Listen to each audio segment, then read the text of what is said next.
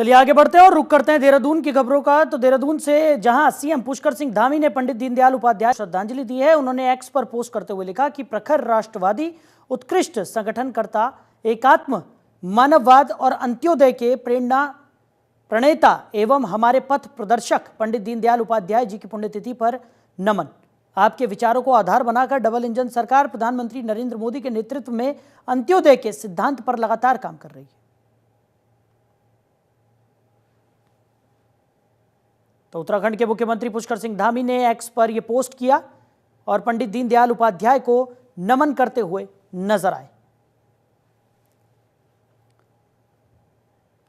तो अगली खबर भी देहरादून से है, जहां खेल मंत्री रेखा आर्य ने वरिष्ठ पत्रकार मंजुल सिंह माजिला के निधन पर शोक व्यक्त किया। उन्होंने परिवार को व्यक्तिगत रूप से मदद करने का भरोसा दिलाया।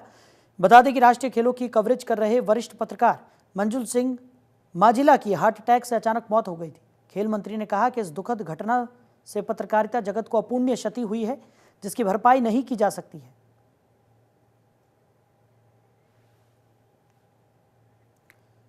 तो आज से 2 दिवसीय मेगा स्टार्टअप समिट का आयोजन किया जा रहा है। समिट का शुभारंभ सीएम पुष्कर सिंह धामी करेंगे। स्टार्टअप समिट का आयोजन देवभूमि उद्यमिता योजना के तहत किया जा रहा है। इसके जरिए युवाओं को उद्यमिता और नवाचार से जोड़ने की कोशिश की जाएगी। साथ ही स्टार्टअप्स और नवाचार के लिए प्रेरित भी किया जाएगा। मानकों को निर्धारित करती हैं। इसी उद्देश्य को ध्यान में रखते हुए भारतीय मानक ब्यूरो पिछले 78 वर्षों से राष्ट्र निर्माण में अपना सतत रूप से अनवरत रुके हुए अपना योगदान दे रहा है। भारतीय मानक ब्यूरो ने विभिन्न क्षेत्रों में मानकीकरण के माध्यम से भारतीय उत्पादों की गुणवत्ता सुनिश्चित करने के साथ साथ उपभोक्ताओं की भी रक्षा भी की है। ब्यूरो द्वारा स्थापित मानक हमारे उद्योग, व्यापार और सेवाओं के प्रमाणीकरण की दिशा में अत्यंत महत्वपूर्ण भूमिका निभाते हैं।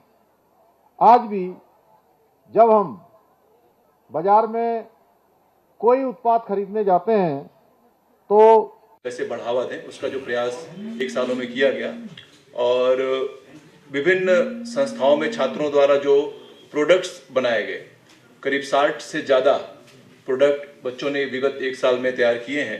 उन प्रोडक्ट्स का एक डिस्प्ले उनके स्टॉल्स के माध्यम से जिसका उद्घाटन माननीय मुख्यमंत्री जी के द्वारा कल किया जाएगा इस स्टॉल पे। और उसके साथ ही विगत 1 वर्षों में ही 7 पेटेंट जो है हमारे कॉलेजेस के बच्चों के द्वारा फाइल किए गए हैं और जिसमें से 1 पेटेंट स्वीकृत भी हो गया है, जो अपने आप में एक बहुत महत्वपूर्ण उपलब्धि है हमारे पूरे हायर एजुकेशन इकोसिस्टम के लिए। और निरंतर और भी इस तरह के पेटेंट्स और ट्रेडमार्किंग की प्रक्रिया जारी है। तो खबर पर ज्यादा जानकारी के साथ हमारे सहयोगी हरीश खनेड़ा हमारे साथ जुड़ गए हैं। हरीश, आज इस खास कार्यक्रम का आयोजन किया जा रहा है। समिट का उद्घाटन करते हुए भी सीएम पुष्कर सिंह धामी नजर आएंगे, क्या कुछ जानकारी मिल पा रही है? देखिए, आज के तमाम विभागों की तरह से सरकार के जो किस तरह से किस तरह से उद्यम से जोड़ा जाए, रोजगार की उत्तराखंड के ज्यादातर वहां पर। तो हरीश खनेड़ा के साथ हमारा संपर्क यहाँ पर ठीक ढंग से नहीं हो पा रहा है। तो बता दें कि 2 दिवसीय स्टार्टअप समिट का उद्घाटन आज सीएम पुष्कर सिंह धामी करने जा रहे हैं। आज इस समिट का शुभारंभ हो जाएगा और युवाओं को नवाचार से जोड़ने की कोशिश जो सरकार की है वो आज जमीनी स्तर पर नजर आएगी।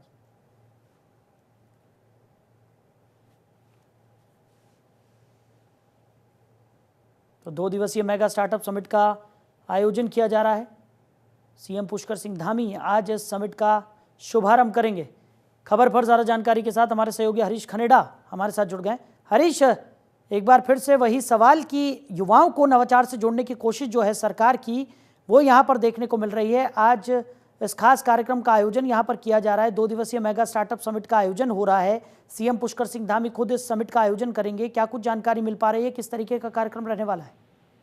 और देखिए साहिल, जिस तरह से उत्तराखंड के युवाओं की अगर बात करें तो युवाओं को किस तरह से रोजगार के आयाम यहाँ पर मिल सके हैं, इस तरफ लगातार सरकार काम भी कर रही है। और सरकार की मंशा है कि ज्यादा से ज्यादा लोग स्वरोजगार से जुड़े और लोग अपने उद्यम से जुड़े। तो यहाँ पर तमाम चीजें देखने को मिल रही हैं, तमाम आयाम यहाँ पर नजर आ रहे हैं स्टार्टअप को लेकर के। तो अब कहीं ना कहीं सरकार की अगर बात करें तो आज इसका शुभारंभ होना है। एक जो मेगा शो है उसका यहाँ पर शुभारंभ किया जाना है। तो जाहिर सी बात है कि तमाम जो युवा हैं वो इसमें जुड़ेंगे। और अगर हम देहरादून की बात करें तो 2 दिवसीय ये कार्यक्रम यहाँ पर रखा गया है। 2 दिवसीय स्टार्टअप जो समिट है उसका आयोजन होना है और इसका शुभारंभ खुद सूबे के मुख्यमंत्री पुष्कर सिंह धामी करने वाले हैं। और देवभूमि में उद्यमिता को लेकर के कहीं न कहीं सरकार काम कर रही है और युवाओं को, खासतौर पर जो नौजवान हैं, उनको किस तरह से उद्यमिता से जोड़ा जाए, नवाचार से जोड़ा जाए, इसको करने की एक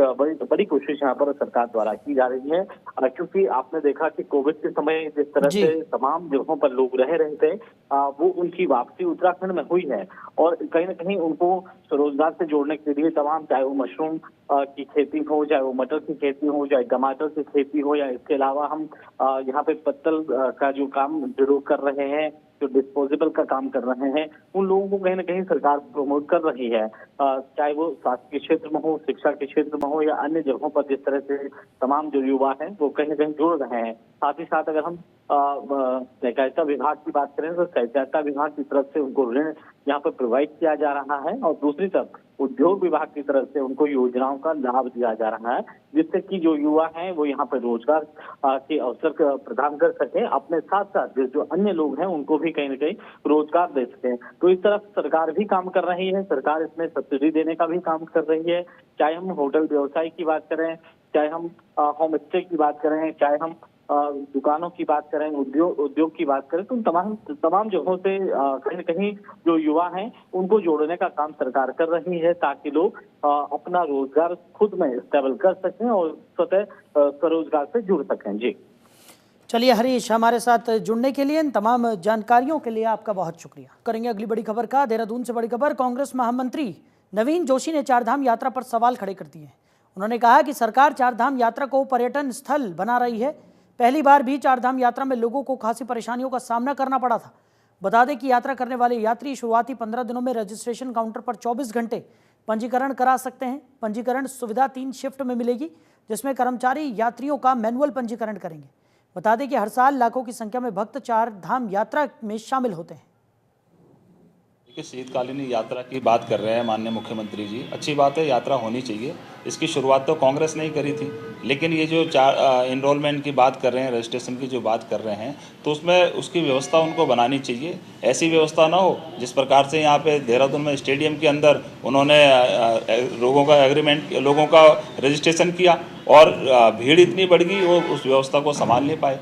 उनके रहने की, उनके खाने की और स्वास्थ्य जो सुविधाएं हैं उसकी भी सरकार को पहले बैठक लेनी चाहिए, अधिकारियों से बात करके सारी व्यवस्थाओं का जायज़ा लेना चाहिए, उसके बाद यात्रा को शुरू करना चाहिए। क्योंकि जो चारधाम यात्रा है विश्व प्रसिद्ध यात्रा है, शीतकालीन शुरू कर रहे हैं, इसमें लोगों को दुनिया भर की समस्याओं का सामना भी होता है, क्योंकि ठंड का समय है, रहने की वहाँ पे व्यवस्था किस प्रकार की है, स्वास्थ्य की व्यवस्था किस प्रकार की है। सरकार को इस विषय में जो यात्री आ रहे हैं उनका समुचित ध्यान रखना चाहिए और यात्रा में निश्चित तौर से लोग आएंगे तो प्रदेश का डेवलपमेंट भी होगा।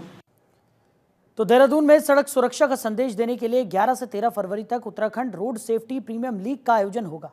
इसमें दून स्कूलों की प्रोफेशनल क्रिकेट टीमें हिस्सा लेंगी। सड़क सुरक्षा महीने के तहत ये cricket tournament Baluni cricket academy में होगा। परिवहन विभाग के मुताबिक सड़क सुरक्षा के प्रति प्रत्येक नागरिक का जागरूक होना जरूरी है। लगातार बढ़ते सड़क हादसे चिंता का विषय बने हुए हैं। ये तभी कम होंगे जब सभी लोग सड़क के नियमों का पालन करेंगे।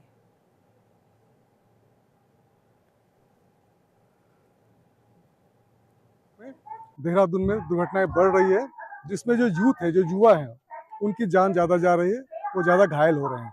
इन सब चीज़ों को रोकने के लिए परिवहन विभाग उत्तराखंड तत्पर है और हम लोगों ने डिफरेंट लेवल पे काम किए हैं। जैसा आपने पूछा क्या कारण है, तो सबसे बड़ा ओवर स्पीडिंग और रैश ड्राइविंग है। और जो 2 व्हीलर में हेलमेट नहीं पहनना, हेलमेट पहनने से क्या होता है कि आपका जब दुर्घटना होती है तो आपका नुकसान कम से कम होता है। तो rash driving, wrong side driving, शराब पी के वाहन चलाना और ओवर स्पीडिंग, ये 4-5 कारण है जिससे दुर्घटनाएं हो रही है। इसी को ध्यान में रखते हुए हमारा जो परिवहन विभाग है, इसने सोचा है कि युवाओं को कैसे शामिल किया जाए, क्योंकि ज्यादा जिनकी डेथ हो रही है, जो घायल हो रहे हैं, वो युवा हैं।